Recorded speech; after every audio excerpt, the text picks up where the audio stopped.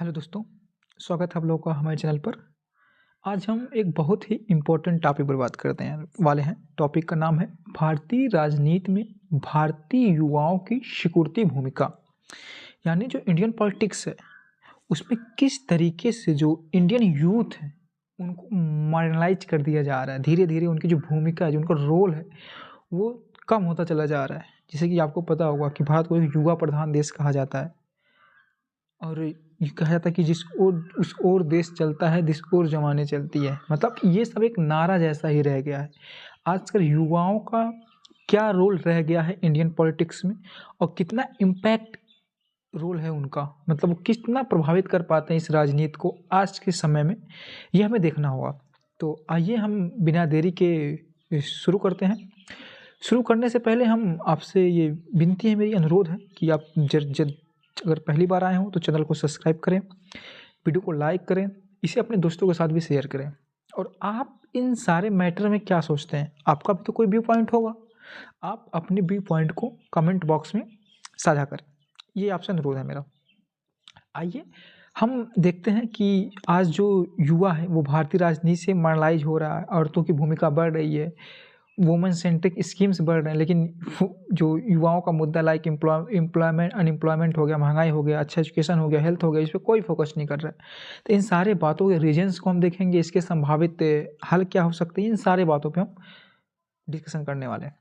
आइए तो शुरू करते हैं। सबसे पहले अब मैं आपको कुछ जगह ले चलता हूँ कि सबसे पहले आप मध्य प्रदेश विधानसभा के चुनाव में जाइए।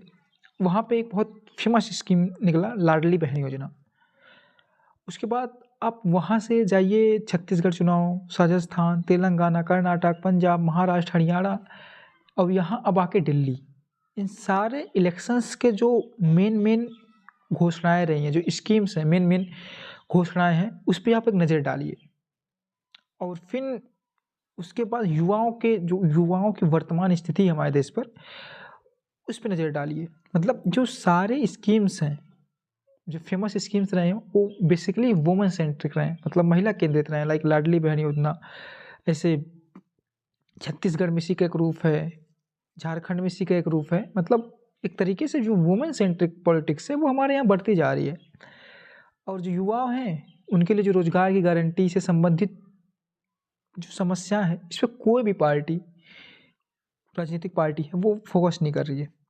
तो आप ये समझ रहे हैं कि किस तरीके से धीरे धीरे युवा जो है वो अपने प्रभाव को खोता जा रहा है पॉलिटिक्स से। एक समय था कि जब राजनीति में युवाओं के चलते संपूर्ण क्रांति जैसी चीज़ें हो जाती थी, मतलब सरकारें चेंज हो जाती थी, किसान के चलते सरकार फुटपैथ पे आ जाती थी, बैकफुट पे आ जाती थी। लेकिन आज भारतीय राजनीति से सबसे ज़्यादा मार्जिनलाइज कोई है तो जवान है और किसान है। जबकि एक समय था हमारे देश में नारा दिया जाता था, जय जवान जय किसान। तो ये देखते हैं कि अभी अपने दिल्ली में जो मतलब विधानसभा चुनाव होने वाला है, वहाँ पे आप देख रहे होंगे कि कैसे स्कीम्स का घोषणा वहाँ पे कर रही है महिलाओं, हर पार्टी महिलाओं को 2500, यहाँ तक कि जो रिलीजियस इश्यूज हैं वो आजकल युवाओं से ज़्यादा इम्पोर्टेंस हो गए हैं। मतलब अभी ये हो रहा है ना कि अब हमें पुजारियों को या दूसरे रिलीजन से संबंधित जो वो हैं, लोग हैं, उनको हमें वो देना है, फंड देना है, उनको सैलरी देनी है। लेकिन युवाओं की कोई बात नहीं कर रहा है, अच्छे एजुकेशन की बात कोई नहीं कर रहा है, शिक्षा पे कोई बात नहीं कर रहा है, हेल्थ पे कोई बात नहीं कर रहा है, रोजगार पे कोई बात नहीं कर रहा है, महंगाई पे कोई बात नहीं कर रहा है। सबको बात करने की इस पे महिलाओं को लेके बात करनी है और धर्म को लेके बात करनी है। यही हाल आज एक युवा प्रधान देश का हो गया है। मतलब आज एक युवा प्रधान देश का ये हाल हो गया कि वो धीरे-धीरे खुद ही अपने देश की राजनीति से गायब हो जा रहा है। एक समय था जब युवाओं के आह्वान पर संपूर्ण क्रांति जैसे आंदोलन हो जाते थे। यह नारा बजता था कि जिस ओर जमाने चलती है उस ओर देश निकलता है।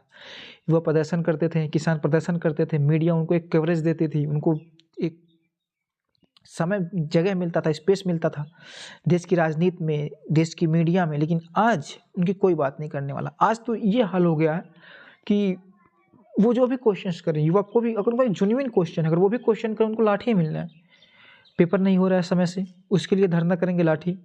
एग्ज़ाम का फॉर्म नहीं फिल हो रहा है, उसके लिए धरना करेंगे लाठी। फिर पेपर हुई तो उसमें पेपर लीक हो गया, उसके खिलाफ धरना करेंगे लाठी। पेपर समय से कराने के लिए धरना करेंगे लाठी। मतलब हर एक स्टेप पे युवा को लाठी ही खानी है। और जो करंट गवर्नमेंट है, जो करंट पॉलिटिकल पार्टीज़ हैं, वो रिलीजियस मुद्दों को छेड़ दे रही हैं उसके बाद लोग इसी में बह जा रहे हैं। और जो हमारे इंस्टीट्यूशंस हैं, जो गवर्नमेंट इंस्टीट्यूशंस हैं, उनका क्या हाल है आजकल, ये आप देख ही रहे हैं। ठीक है, तो ये चीज़ें आज हमारे देश में हो गई हैं। आप ना मानो, आप देख लीजिए, अभी आप 2 साल पहले चले जाइए, इलाहाबाद यूनिवर्सिटी में पेपर फीस हाइक को लेके जो छात्रों ने आंदोलन किया, उसके बाद छात्रों पे जो यातनाएँ सहा छात्रों ने, कितने पे एफआईआर हुआ, कितनों को जेल ठूस दिया, कितनों को लाठी मारा गया, मतलब कोई उनकी बात नहीं सुनने वाला। और ना ही फीस वृद्धि वापस ले गई, मतलब 500, 400% फीस को वृद्धि कर दी जा रही है। हाइक को लेकर विरोध में हुआ। पेपर लीक के विरोध में हमने देखा यूपी, बिहार, झारखंड, राजस्थान, कहीं भी देखिए, महाराष्ट्र, लाठी ही मिलती जा रही है युवाओं को। उनको कुछ टाइम से उन्हें कुछ नहीं मिल रहा है। बस इस सरकार में, भारतीय जनता पार्टी की सरकार में युवाओं को कुछ मिले या ना मिले, लाठियाँ भरपूर मिली हैं। हर बात में उनको लाठियाँ मिल रही है।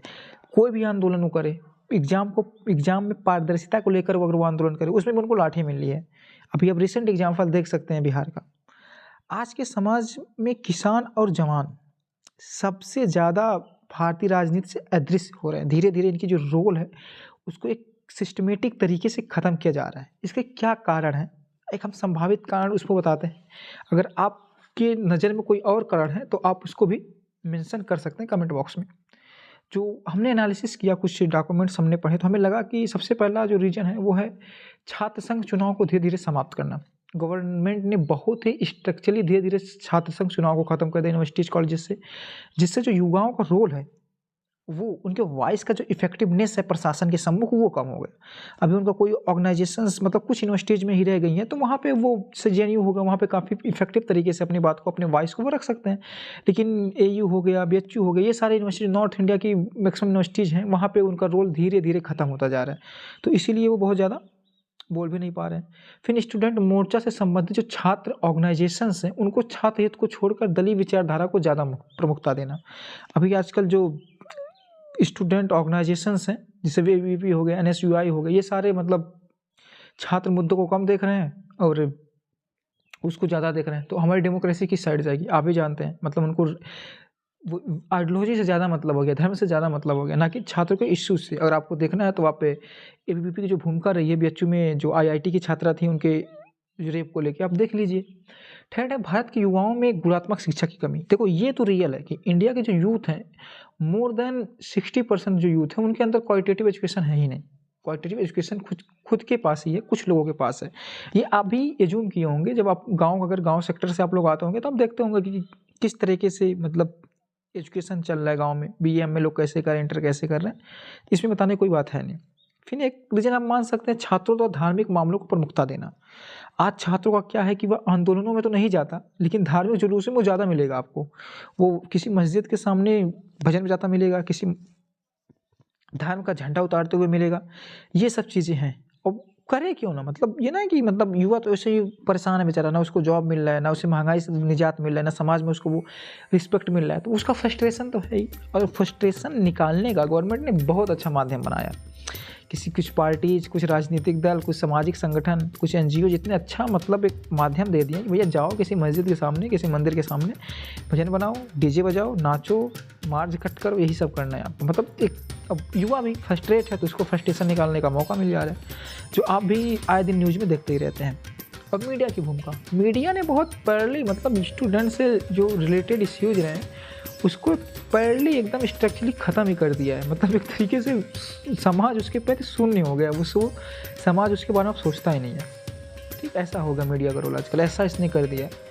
तो इसका मगर हल देखें तो क्या संभावित हल हो सकता है। सबसे पहले छात्रों को यह राजनीतिक विचारधारा की प्रतिबद्धता को छोड़कर छात्र हित से जुड़े मुद्दों पर कलेक्टिव वॉइस बनना होगा। ठीक है, मतलब ये नहीं है कि मतलब ये इनसे संबंधित मुद्दा ये देखिए, मुझसे संबंधित मुद्दा है मैं देखूँ, ये नहीं करना चाहिए। और व्हाट्सअप, फेसबुक के कट पेस्ट को छोड़कर उनको बुक्स पे जाना होगा। ठीक है, ताकि वो रियल इश्यूज़ को जाने, जो उसके पीछे तर्क है उसको जाने, ना कि कुछ व्हाट्सअप पे एक रिसिप्ट आया उनके पास, उसी को पढ़ के वो अपना व्यू पॉइंट बनाने लगे। उन्हें समझना होगा कि धार्मिक मामले व्यक्तिगत मामले हैं और उन्हें सामाजिक मामलों नहीं बनाना है उन्हें। मतलब रिलीजियस जो सेंटिमेंट है वह व्यक्तिगत सेंटिमेंट है। ओके, उसे आप समाज में थोपिए मत, आप खुद को रिलीजियस रखिए, दूसरों का जिम्मा आप मत लीजिए। छात्रों को ऐसे राजनीतिक दल और उनसे जुड़े छात्र संगठनों को सपोर्ट करने से बचना होगा जो उनसे संबंधित मुद्दों को छोड़कर धार्मिक भावनाओं को उठाते हैं। ऐसे में काफ़ी हल हो सकते हैं इसके। आप लोग भी कमेंट बॉक्स में अपने व्यूज़ दे सकते हैं कि मतलब आपके लिए इसका संभावित हल क्या हो सकता है। वैसे तो इसके संभावित हल काफ़ी सारे हो सकते हैं, लेकिन आप भी इस पे क्या सोचते हैं? अगर कुछ एस्पेक्ट हमसे बच गया हो तो आप उसको कमेंट बॉक्स में शेयर करिए। धन्यवाद, मिलते हैं नेक्स्ट वीडियो के साथ। Thank you.